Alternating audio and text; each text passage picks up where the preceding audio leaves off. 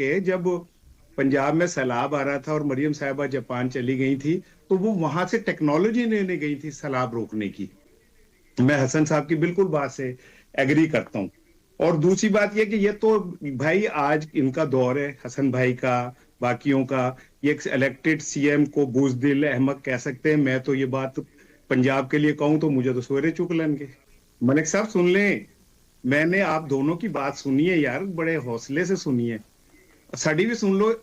दो बंदों के सर जी आपने मजाक बना दिया कि मरियम जलसा करने गई थी। अगर मरियम जलसा करने गई थी जापान में तो जरूर तनकीद करें। अगर मरियम अब शहबाज शरीफ साहब जलसा करने कतर गए हुए हैं तो जरूर तनकीद करें। भाई आप एक जलसों को और जुलूसों को, जो खालिस्तान पार्टी का काम है, चीफ एग्जीक्यूटिव सरकारी गाड़ी प्रोटोकॉल चैम्बर साथ लगा के प्रोटोकॉल की गाड़ियों में बैठ के एहतजाज कर रहे हैं। ये मुल्क की आपकी सियासत है। ये पीटीआई करे या पीएमएल करे या पीपल्स पार्टी करे, इसे गलत तो कहे ना। क्या मलिक साहब ये क्या बात हुई यार? अब मैंने आपकी दोनों की बात सुनी। जी राना साहब करें आप बात करें। गाड़ी में फिर रहे हैं, सरकारी तैयारे के अंदर शादी कार्ड देने तो नहीं जा रहे। सरकारी यहाँ पे पाकिस्तान में ही है ना, सरकारी तैयारे में पूरी फैमिली को लेके तो नहीं जा रहे कि चलो जगह खाली है बाकियों को भी बिठा लो।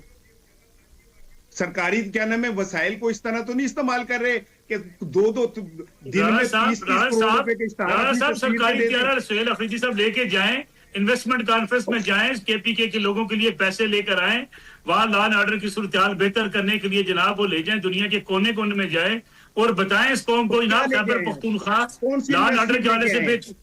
चले मलिक साहब यहीं पे रुक जाएं सर। उसमें मलिक साहब उनका तो पासपोर्ट ही ब्लॉक है।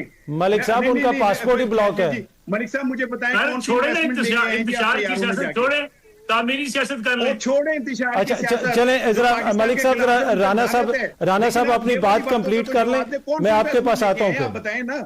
बिस्मिल्लाहिर्रहमानिर्रहीम, अस्सलाम वालेकुम। सुहेल अफरीदी पंजाब में जलसा करने गए ही क्यों? उनके सूबे में क्या मसाइल ख़त्म हो गए हैं? एक वज़ीर आला का लाहौर में क्या काम है? वो कराची क्यों फिर रहा है? बस ये कहना था। लिफाफा खोर सहाफ़ी हसन अयूब का केस सीनियर सहाफ़ी इसार राना ने फिर हसन अयूब की बोलती बंद कर दी कि हसन अयूब और नसरुल्लाह मलिक दोनों इकट्ठे हो गए और इसार राना एक तरफ अकेला।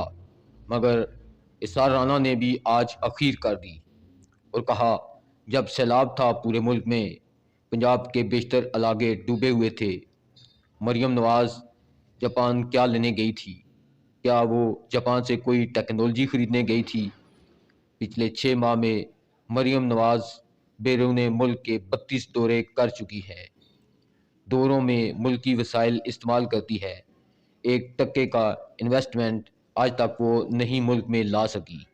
इसार राना ने मज़ीद दोनों लिफाफा खोर सहाफ़ियों और नून लीग के बारे में क्या कहा, आए पहले वीडियो देखें, फिर इस पर हम तफसील से बात करते हैं। MOUs के साइन के अलावा कौन सी इन्वेस्टमेंट लेके आए आप आज तक पाकिस्तान में? पिछले 4.5 साल में पाकिस्तान के वसाइल इस्तेमाल कर रहे हैं, जहाजों में फिर रहे हैं, मौजे कर रहे हैं, इन्वेस्टमेंट के नाम पे 1 टका, एक रुपये की इन्वेस्टमेंट पाकिस्तान में नहीं आई। और ये जो कह रहे हैं ना कि वो बुजदिल हैं और बुजदिल है इसलिए टीटीपी, तो क्या कहते हैं, टीटीपी को खत जो है शहबाज शरीफ साहब ने लिखा था या इन्होंने लिखा था कि हम और आप एक जैसे, हम पे हमले ना करें। और अगर केपी में इनकी क्यादत के ऊपर हमले नहीं होते तो नून लीग की क्यादत पे कितने हमले हुए हैं आज तक, मुझे बताएं। ठीक बात है यार। सर मासूम शहरियों के ऊपर तो हमले होते हैं ना जी, छोड़ के पीपल्स पार्टी पीटीआई को। मैं अपनी पाक फौज के साथ खड़ा हूं, लेकिन आप सियासतदान फौज की दीवार के पीछे खड़े होकर अपनी नाअहली ना छुपाएं। बताएं कारकर्दगी अपनी उनकी क्या है। हमारी स्टैब्लिशमेंट फौज जानती है दहशतगर्दों से निपटना। आप ये जो पॉलिटिकल लीडर हैं जो बैठे हुए सो कार्ड, बताएं कि इनकी कारकर्दगी क्या है। सवाल इनसे पूछो। राणा साहब यही तो कह रहे हैं कि ये अगर वो कुर्बानियां दे रहे हैं कि ये अजीब गेम है यार। अच्छा मैं जरा राणा साहब, मैं जरा हसन भाई कुछ कह रहे हैं। हसन भाई क्या कह रहे हैं आप? सर कर्नल शुजा खानजादा साहब, आपको मालूम है कि वो दाखिला का महकमा देख रहे थे, जी अटक से उनका पंजाब के अंदर अटक से वो शहीद हुए हैं जी। मुस्लिम लीग नवाज के भी शोधा हैं, लेकिन तहरीक इंसाफ का वो शोधा बताएं राणा साहब जरा। ये सारे हसन भाई, ये सारे हमारे शोधा है ना, पाकिस्तान के जितने भी शोधा हैं, इसमें कोई तफरीक नहीं, सब फैमिली का मैंने बताया वो भी हैं। अच्छा, आपको मैं बता रहा हूं कि इसफंजार वली पर हमला हुआ, मौलाना फजल रहमान पर हमला हुआ। अच्छा, उसके अलावा जो हमारे साबिक वजीर दाखिला थे आफ्ताब शेरपाव साहब, उन पर हमला हुआ। पीटीआई में बताइए किस पर हमला हुआ, आपको बताए राना साहब। आपका दिल ठंडा हो जाएगा अतर भाई बंदे मर जाएंगे अतर तो भाई बताए राना साहब, बताए। पड़ जाएगी।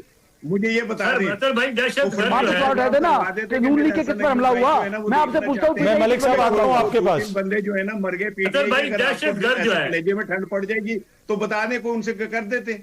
लेकिन वो जो नवाज शहबाज साहब ने खत सर, मैं ये कह रहा हूँ कि दहशत गर्दी की मजम्मत करनी चाहिए, दहशत गर्दी को कंडेम करना चाहिए, दहशत गर्दों के सहूलतकार नहीं बनना चाहिए, दहशत गर्दों पर लानत भेजनी चाहिए, वो लानती है। दहशत गर्दी पे और दहशत गर्दी करने वालों के ऊपर, पाकिस्तानी कौम के खून से हाथ रंगने वाले पे लानत है 100 बार अल्लाह की।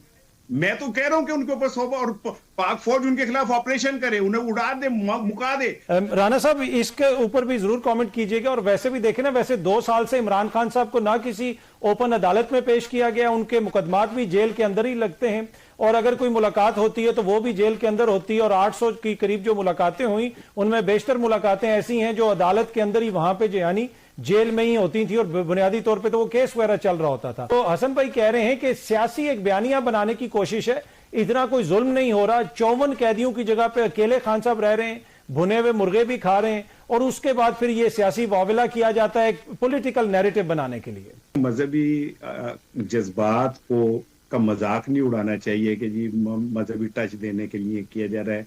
अगर कुरान पाक का मामला आ जाए मेरे सामने, तो कोई अगर वैसे भी लेके आ जाए तो मैं उसकी नीयत पे शक नहीं करूँ, क्योंकि ये मेरे कुरान का मामला है।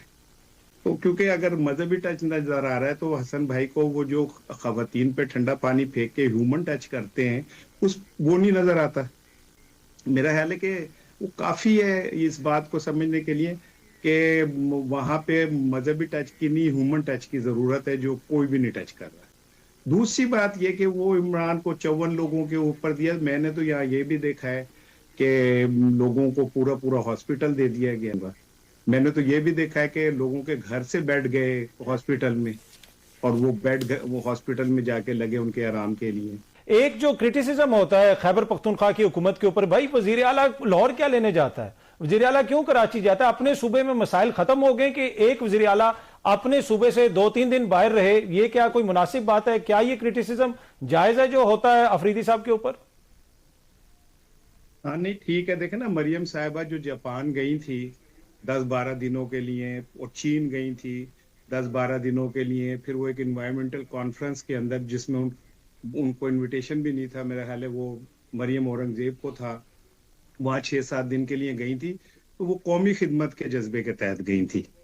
और पिछले 3 माह में, पिछले 1 साल में वजीर आजम ने मेरे ख्याल को 30 से 35 गैर मुल्की दौरे किए, तो वो भी कौमी खिदमत की वजह से किए। हसन अयूब ठीक कह रहे हैं कि ये 2 दिन के लिए अंदरूनी मुल्क पाकिस्तान में एक सीएम क्यों चला गया यार, ये तो बड़ी बुरी बात है, अपने सूबे को छोड़।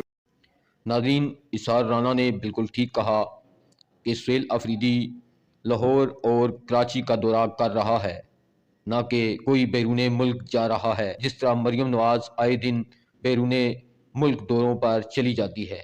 और वैसे भी सुहेल अफरीदी का पासपोर्ट ही इन 17 सीटों वाली पार्टियों ने ब्लॉक किया हुआ है। इसार राना ने कहा कि खुद जहाज़ों में दौरे करते हैं, सारा टब्बर बैरून मुल्क आवाम के पैसे पे दौरे करता है, और इनको सुहेल अफरीदी के लाहौर और कराची जाने पे भी तकलीफ़ हो रही है। नाज़रीन, आप इस बारे में क्या कहना चाहेंगे? आप अपनी राय से हमें ज़रूर आगाह करें। नेक्स्ट वीडियो तक मुझे दें इजाज़त। अल्लाह हाफिज़।